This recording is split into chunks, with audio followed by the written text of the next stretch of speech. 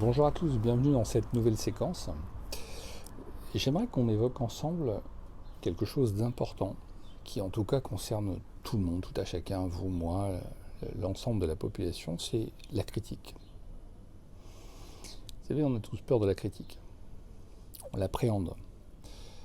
Cette peur de la critique nous conduit parfois même à ne pas rentrer dans des échanges, à ne pas faire une conférence, à ne pas prendre la parole par peur justement de ce que va penser l'autre, de ce qu'il va faire, que l'autre va penser de moi, qui va être négatif, qui va être quelque chose d'assez dérangeant. Pourquoi est-ce que la critique nous gêne? Pourquoi est-ce que la critique nous pose un problème de cet ordre-là? Parce que simplement on considère la critique comme quelque chose de négatif. Vous allez me dire, la critique, effectivement, au départ, ce mot est négatif. Critique, critiquer quelque chose, alors que la critique est simplement l'expression d'une pensée, d'un sentiment, d'un ressentiment, quelque chose qui peut être très très constructif. Mais la plupart du temps, la critique est considérée comme négative. Ce que je souhaite au travers de cette petite séquence, c'est vous inciter simplement à réfléchir sur le sens même de ce que vous critiquez chez les autres. Vous savez, ces soirées entre amis que l'on fait, et on passe une excellente soirée, on se le dit d'ailleurs, vraiment on se remercie d'avoir passé une excellente soirée, c'était merveilleux, puis dès qu'on est dehors, dans notre voiture, ou dès que les gens sont partis, on va commencer à critiquer. Tu as vu, elle a pris du poids, ou qu'est-ce qu'elle a vieilli, ou c'est intéressant parce qu'on l'a tous vécu à un moment donné, ou en tout cas tous entendu. Et quel sens a cette critique-là? Posez-vous la question de qu'est-ce que ça fait? Pourquoi j'ai à la fois ce besoin de critiquer de cette manière-là, donc là de manière négative, alors que j'aurais très bien pu le faire sur le coup. Dire effectivement, je trouve que tu as grossi, je trouve que vraiment ton plat il n'est pas très bon, ou ta maison est vraiment pas adaptée. Pourquoi je le fais derrière la personne? Parce que j'ai peur de la blesser. Mais pourquoi j'ai besoin de faire ça? En quoi est-ce que cette critique, le fait de dire quelque chose derrière quelqu'un, donne de l'intérêt à ce que je suis en train de dire? Au contraire, ça me dévalorise.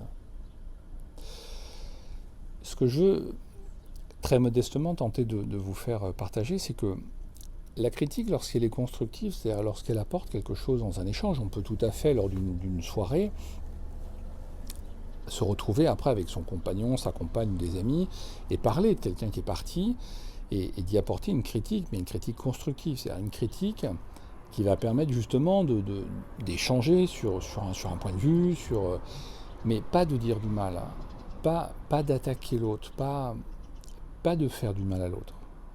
Vous voyez?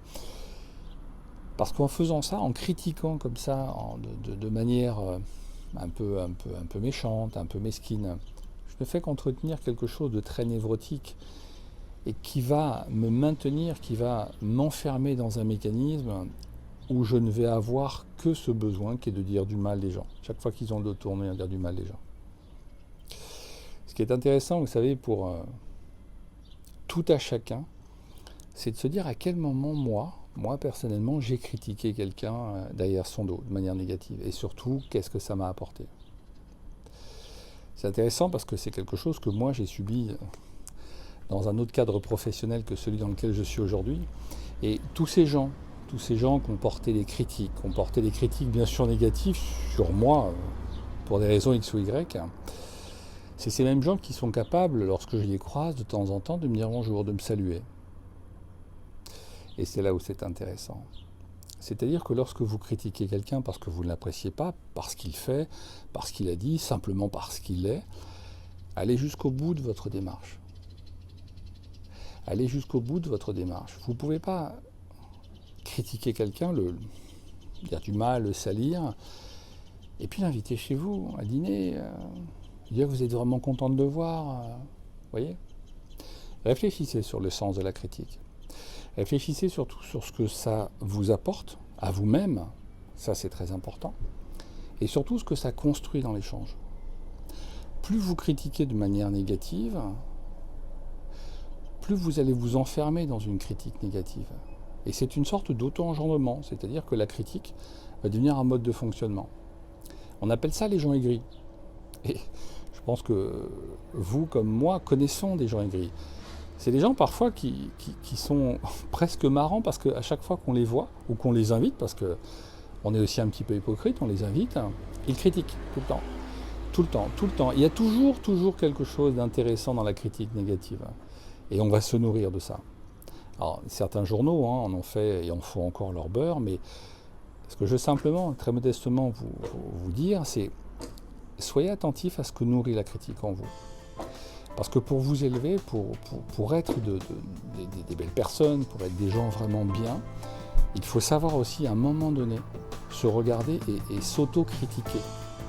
Parce que la critique de l'autre, la critique négative ne sert à rien et surtout ne m'élève pas. Je vous souhaite une bonne journée, prenez soin de vous, n'hésitez pas à vous abonner sur ma chaîne YouTube. À très bientôt, au revoir.